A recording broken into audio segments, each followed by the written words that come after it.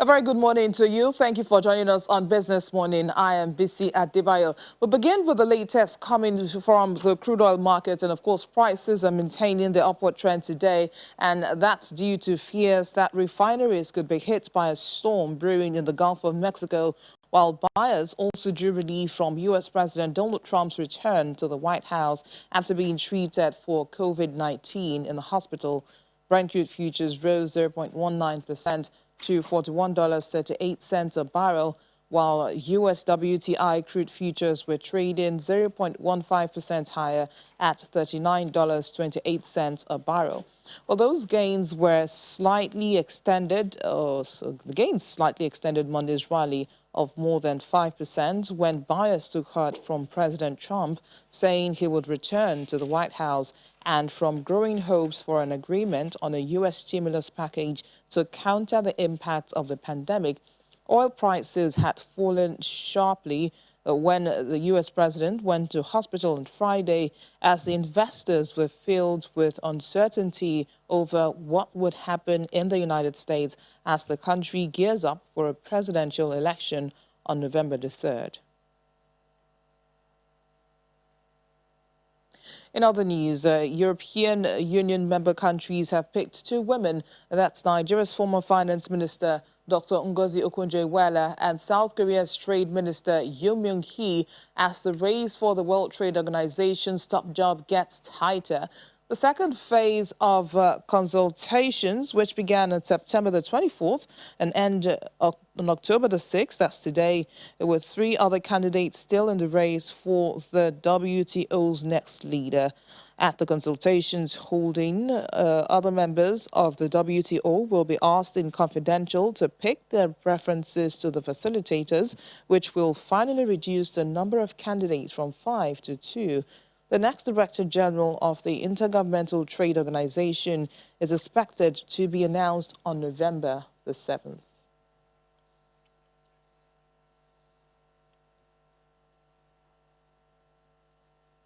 Oh, we have more headlines, and the International Monetary Fund has approved a 6-month extension of the temporary increase in access limits under its emergency financing instrument. A statement from the multilateral institution explains that the extension till April the 6th, 2021 is taken in the context of the persistent impact of the pandemic.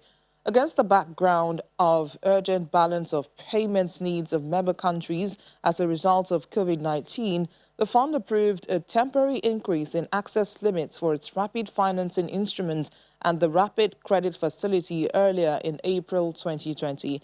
As a member country, Nigeria secured $3.4 billion under the rapid financing instrument in June 2020. And according to the IMF, the temporary increase in access limits will be assessed as part of the wider review of the temporary changes in annual access limits introduced since the onset of the pandemic.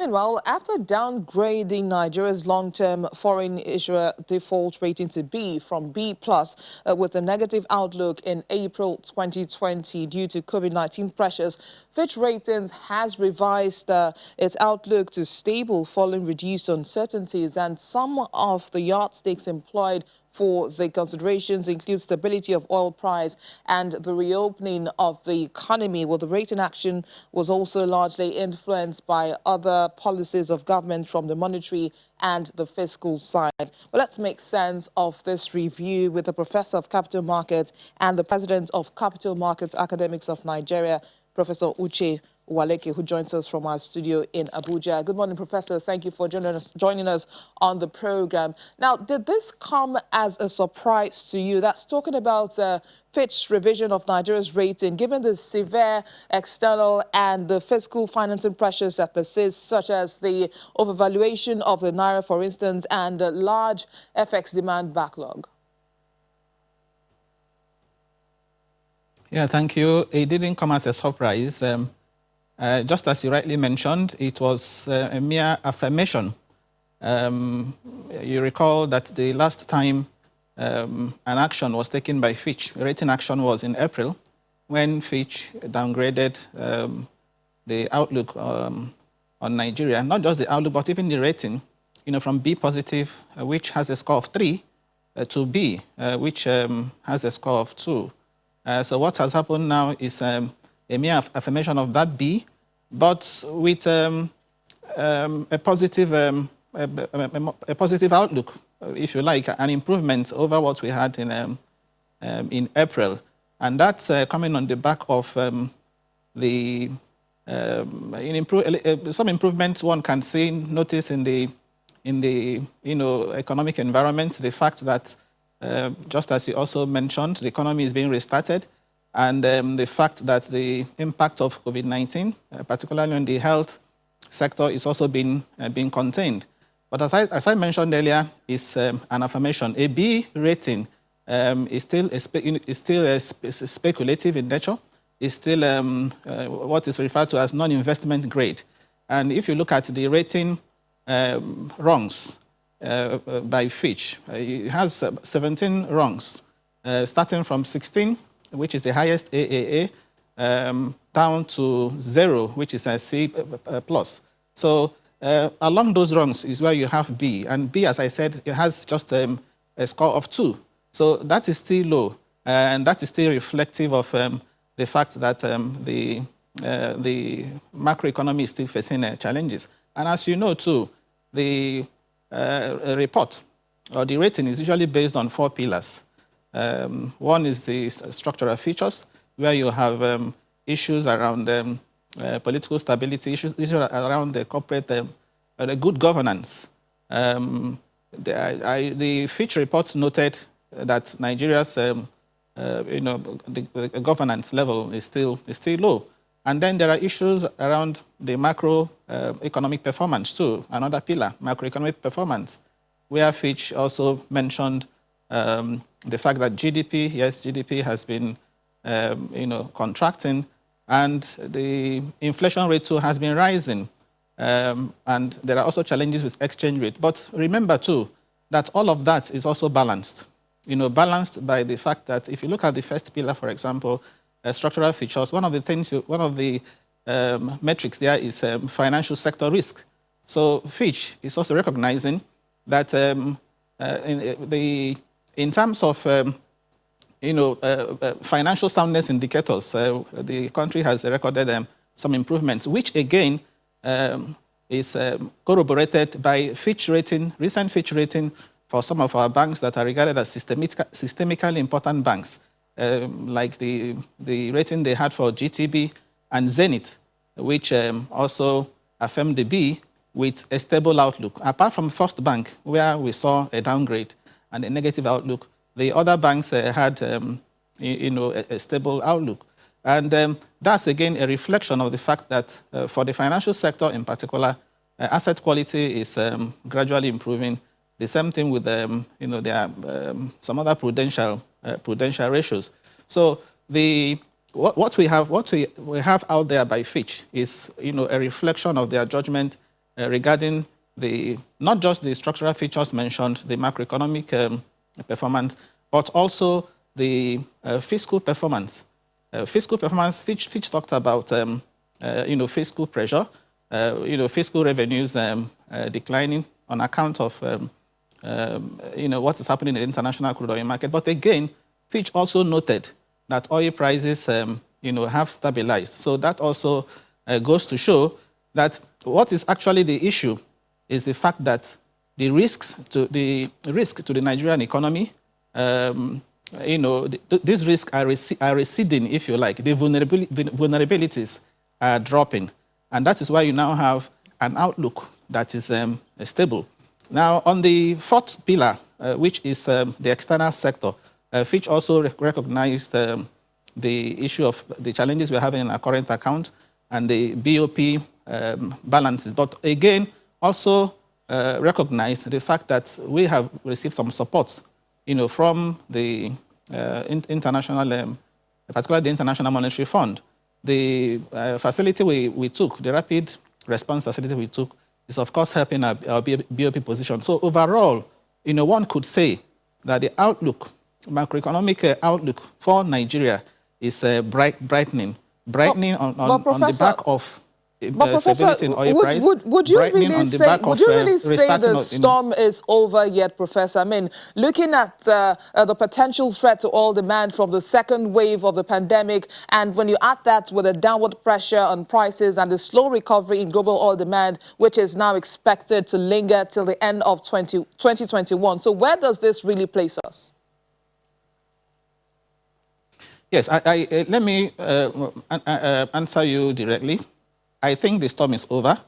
If you also look at Fitch reports, so whether you are looking at Fitch or any other projection by the reputable energy agencies, IEA, and the rest, none of them is predicting an oil price of less than $40 per barrel. Saudi Arabia, the other day, just finished their budget for 2021, and Saudi Arabia is using an oil price of $50 per barrel.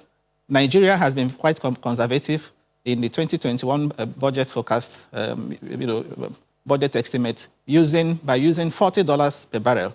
And Fitch is projecting an oil price of $41 per barrel, for the year, for 2020. So if our budget is based on 40, and you have an oil price that averages 40, 41, I think the risk there is quite minimal.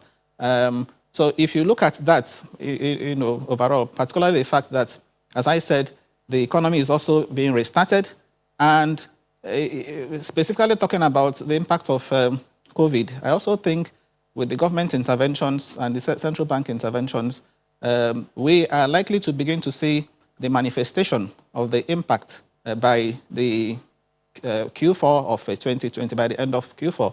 As you know, the economy shrank by minus 6.1% in Q2 of 2020. For me, that would be the largest size of contraction we're going to have this year. But the Q3 report is most likely going to be a lot favorable. And we are also beginning to see the semblance of that, the signs of that in our financial markets, particularly the stock market. You also see what is happening in the stock market. The stock market is beginning to pick up. And people wonder what is happening. Is it that the stock market is disconnected from the economy? It is not so. It is a reflection of improved confidence in the economy. Confidence is gradually returning. And that is even why you find that the people playing the most in the market now are domestic investors. So if domestic investors have confidence in the economy, what it means is that with ratings like this coming from Fitch, the foreign investors will also begin to show a lot more interest in our market. So I see the stock market performance as an indicator, as a barometer of the level of economic recovery. Only yesterday, the markets, performed, quite strongly, appreciated by 2.1%. So for me, the storm is over, and what we now require is consolidation. And Fitch recognized that in that report, which is why they talked about outlook being stable. All right, Prof, I'll need to come in at this point. I'd like us to talk more about the central bank intervention now. How do you think that the CBN's management of external liquidity pressures through the partial exchange rate adjustments, capital controls, and FX restrictions have contributed to this rating? Yes. Again, back to that Fitch rating. In April, when we had that downgrade from B positive to B, Fitch expressed worry over the management of our forex, and I think the central bank somehow got a grip on it, because this latest report is recognizing that the central bank is now moving towards unification of exchange rates. The latest report talked about a two-step, devaluation that we saw, cumulatively amounting to 19% of the value of the naira. So it's a recognition of the effort by the central bank to unify exchange rates, to have improved the liquidity in the forex market, is also reflecting in the reports, that we saw. Yes, we still have backlog of, the forex demand, which was also mentioned in Fitch report. We still have some restrictions in the forex market. For example, the restrictions on 42, 43 items, those restrictions are still there.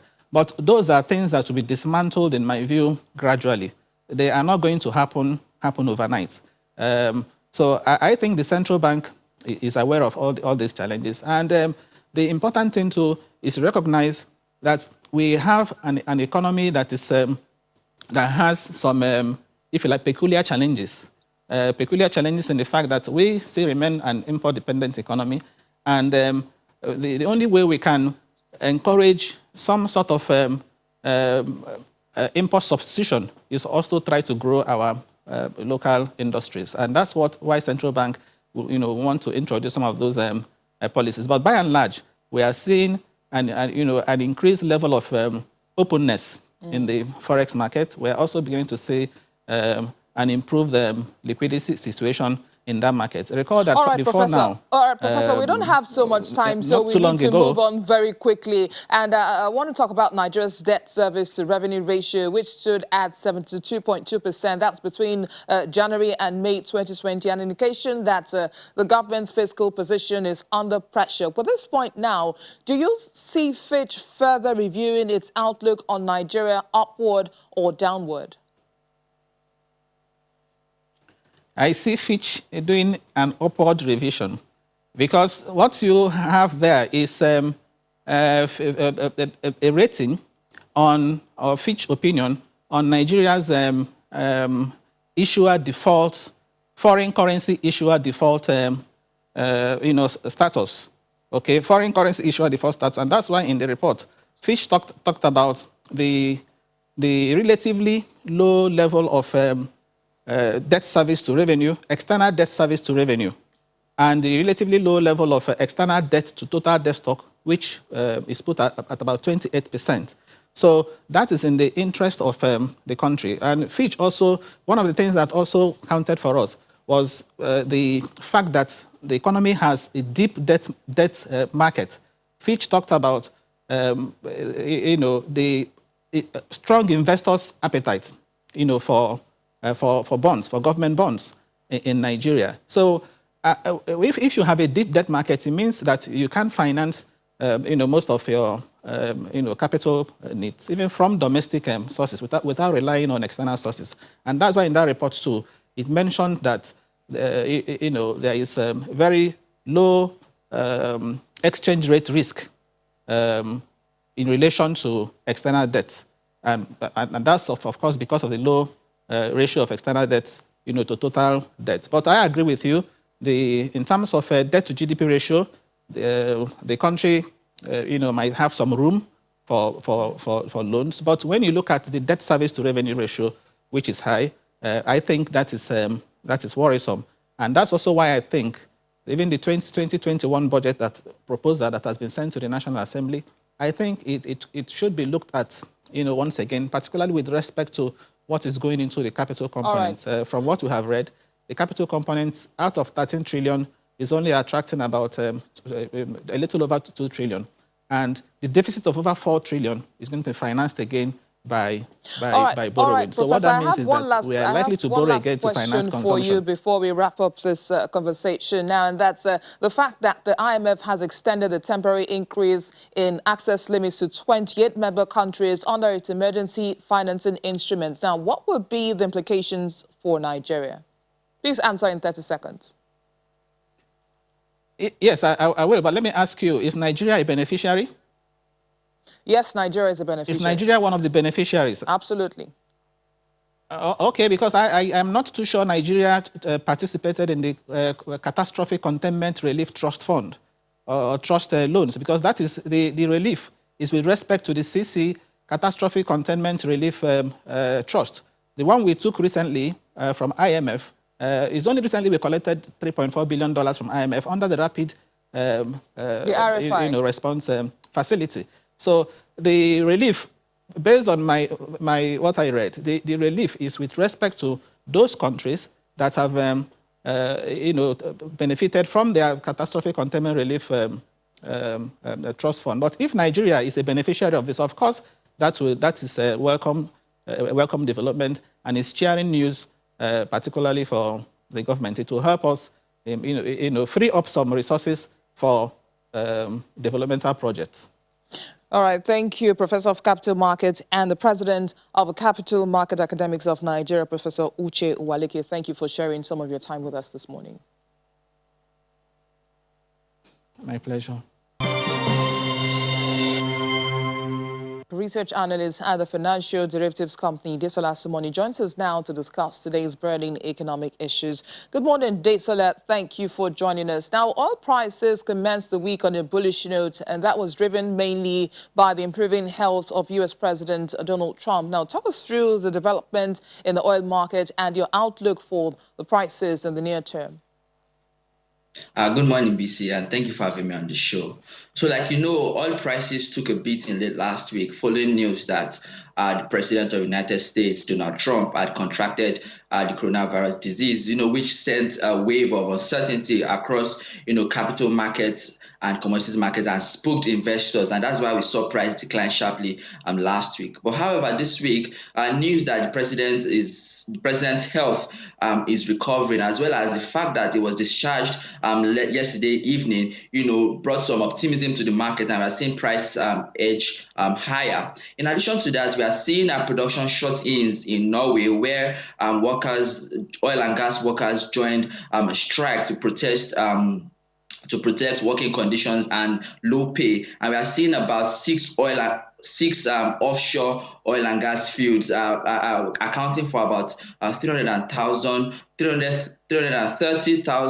barrels per day of Norway's oil production going off the market. So we're also seeing optimism about, the U.S. Republican and Democrats Party agreeing to a U.S. stimulus deal after the economic activity post-lockdown did not grow as fast as expected. So these factors together were supporting prices, and that's why we're seeing prices inch higher. But on the other hand, we are seeing some factors cap prices. For instance, in Libya, where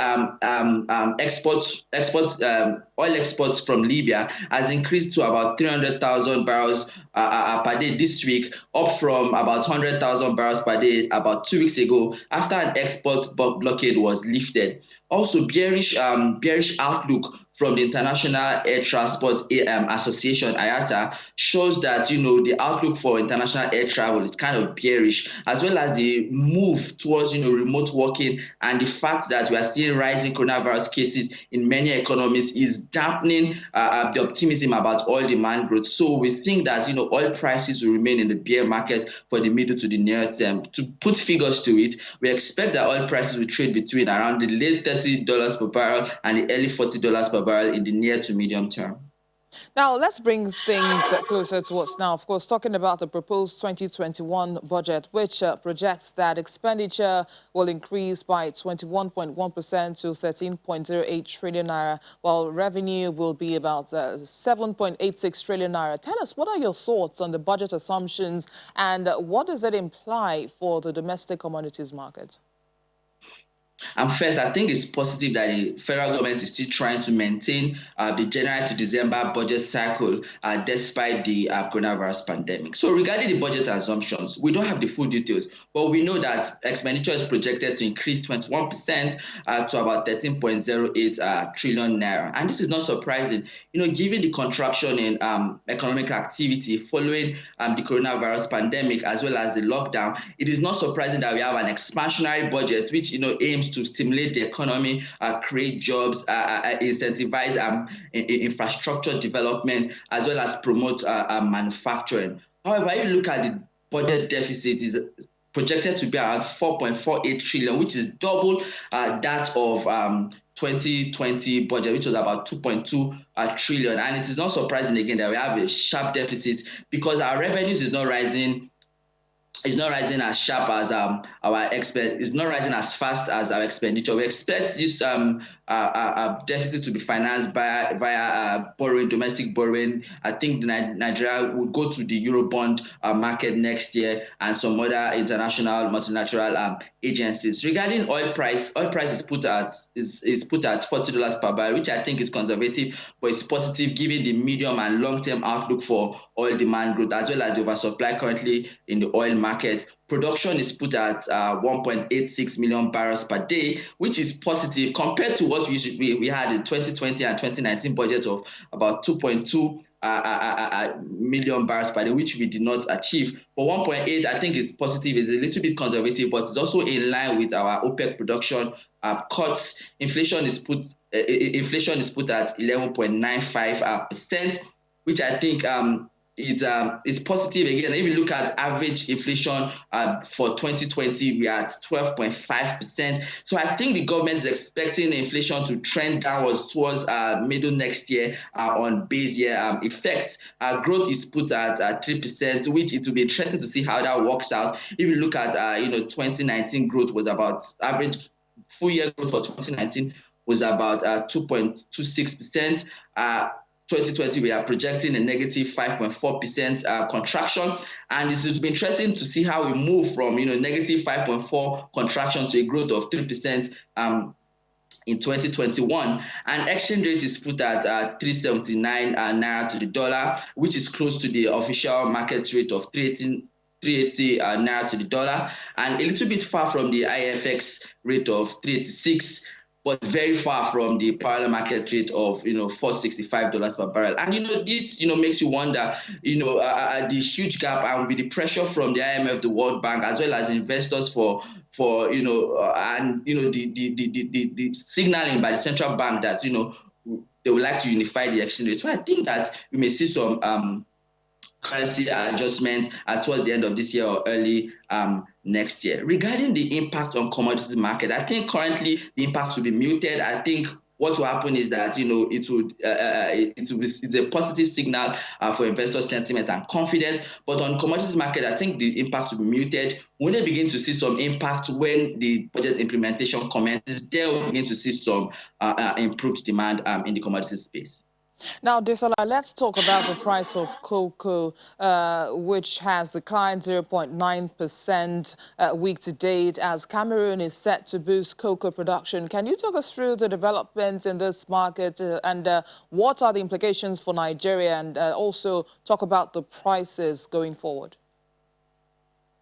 It is no news that Africa is one of the largest producers of cocoa globally, talking about Ivory Coast, Ghana, Nigeria, and Cameroon. And currently, we are commenced the main crop harvest season for 2020-2021 marketing yam in Nigeria. Harvest has commenced in the key growing states in southwest Nigeria, talking about Oyo State, Ondo State, Ekiti, and midwest of Nigeria, talking about Edo State. And Nigeria is forecast to produce anywhere around 280,000 tons to 300,000 tons of cocoa this year. While cocoa is one of Nigeria's largest agricultural exports, but if you look at it in terms of Nigeria's total exports, it's actually small. It only accounts for about 2% of Nigeria's total exports. So in terms of Nigeria's revenue, I think the impact will be small, but for the individual farmers, I think the impact is quite huge. Also because the individual farmers in Nigeria are getting more bang for their buck in terms of more naira for their dollars because of the currency adjustment that happened earlier in the year. Coming to other countries, in Ghana, Ghana has also commenced harvest season. October 2nd, the Ghana Cocoa Board announced commencement of the harvest season, and that's part of why we are seeing, the price of cocoa in the global commodities market decline. And in Cameroon, there are plans to increase their production due to higher demand. The government of Cameroon is planning to increase the provision of cocoa seedling from about 4 million tons this year to increase it threefold, about 12.5 million tons in around 2027. Similar in Ghana, the Ghana Cocoa Board and the government of Ghana has obtained loans about $1.3 billion to purchase cocoa seeds, about 900,000 tons of cocoa seeds. So we are seeing these big cocoa producers invest in cocoa seeds to boost their production due to higher demand. So we think that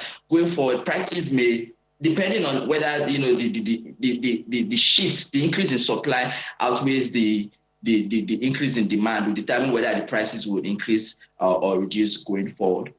All right, Desola, let's talk about our exchange rate now. Of course, the Naira has appreciated to about 465 to the dollar at the parallel market. So the question is, where do you see the exchange rate going forward?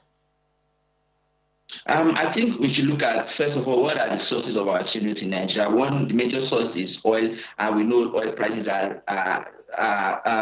they are, I think, settled around the $40 per barrel. And you see our production, we are trying to comply with OPEC production cuts. So we are trying to bring our production towards, 1.4 million barrels per day. So that is reducing our FX inflows from oil. We are seeing remittances also decline sharply. The World Bank forecast remittance will decline by about 20% this year. We are also seeing foreign portfolio investment decline. If you look at the capital importation figures for Q2, you see sharp declines in capital importation quarter on quarter and year on year. And also look at the trade figures. We can see that the deficit is increasing, and which means that essentially we are spending more than we are receiving. So overall, I think on the demand side, the influence is small. So the central bank can do little to control the supply side. But on the demand side, we expect some more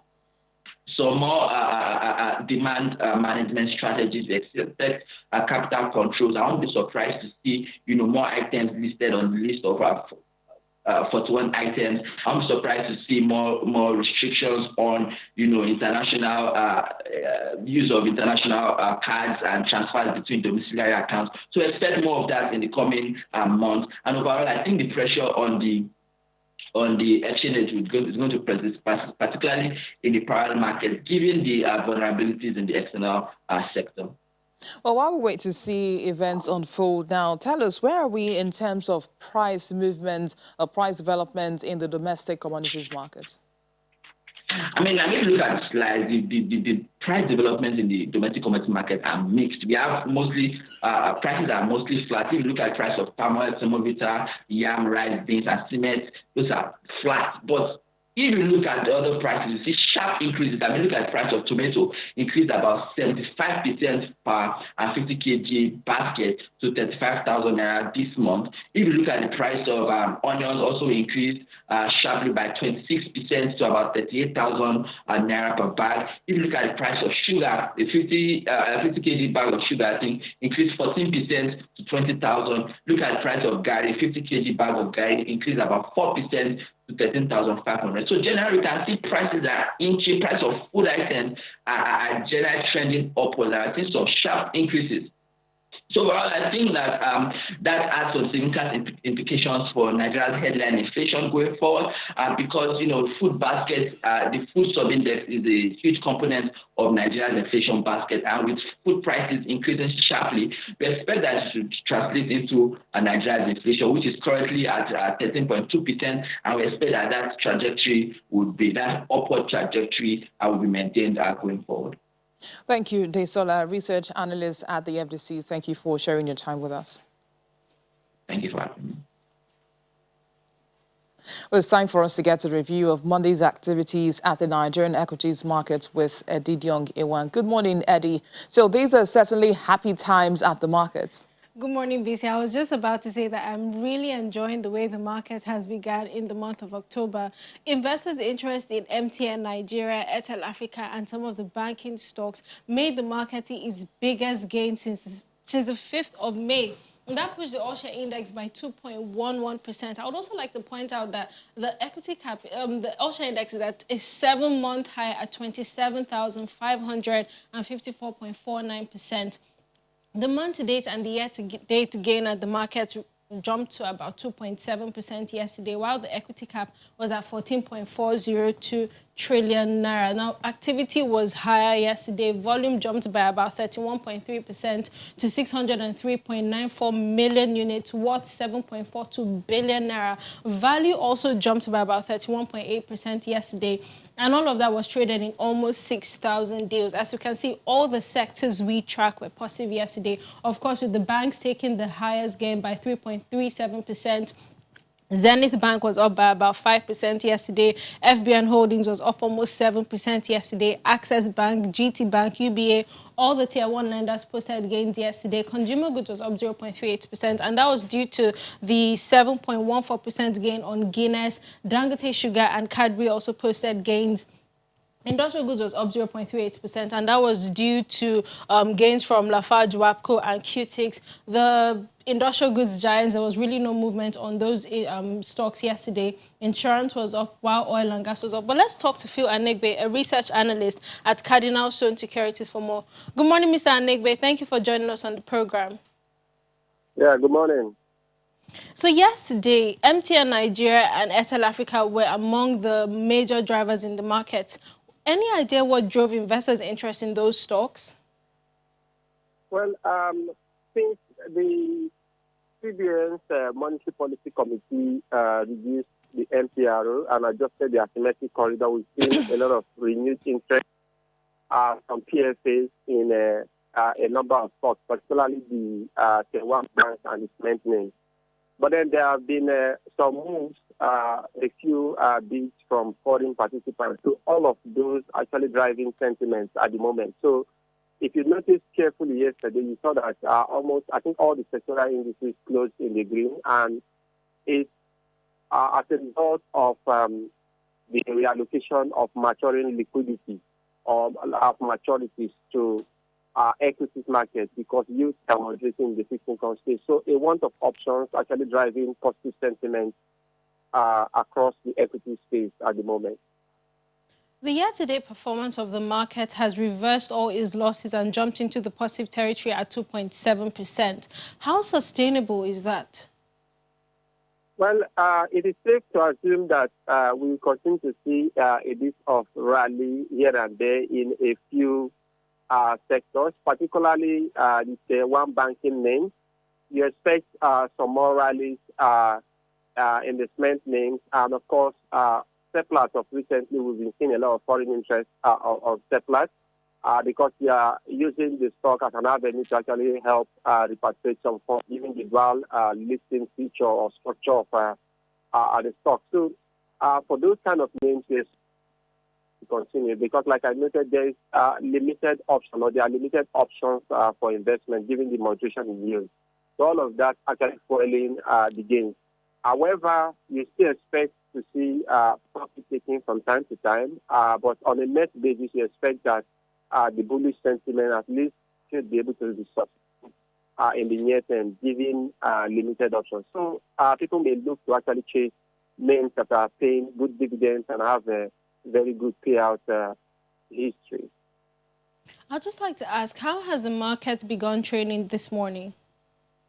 Well, we've seen largely a continuation of the pattern we've seen in the last few trading sessions. I think we've seen 11 positive close, and the direction appears to be that way. I'll be more or less affected by one or two profit-taking on names. Overall, the sentiments are still largely positive, and the drivers we've mentioned are still very much at play. But then you expect some profit-taking from time to time, but on a net basis, you expect that things are likely to move in that direction for most of these things. Mr. Anegbe, what are your expectations from Q3 earnings from listed companies? Well, for earnings for companies, expectations are largely mixed as they would ordinarily be, right, in this kind of environment. For the cement names, they've shown resilience in Q2. Their numbers were impressive. They surprised market watchers. Typically, you expect some sort of a pullback in Q3 because of the rainy season. So that could actually play out. But in the year-on-year, we think it will be slightly better than the previous year. And, of course, they should close the year positively.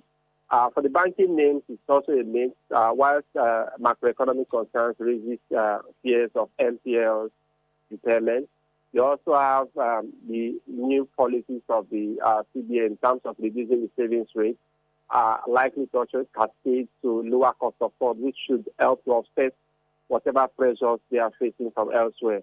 For the consumer goods names, we have some companies that have shown some resilience, like flour mills and Dangote Sugar in the past. We expect that to subsist. All right, In Mr. Q3 Negbe, because the border closures are still in all right, Mr. Negbe, operation. And I that have more or apologize. less We don't have contributed to enough strong, time to dwell on these numbers, but thank you for your input on the program. Phil Anegbe is a research analyst at Cardinal Stone Securities.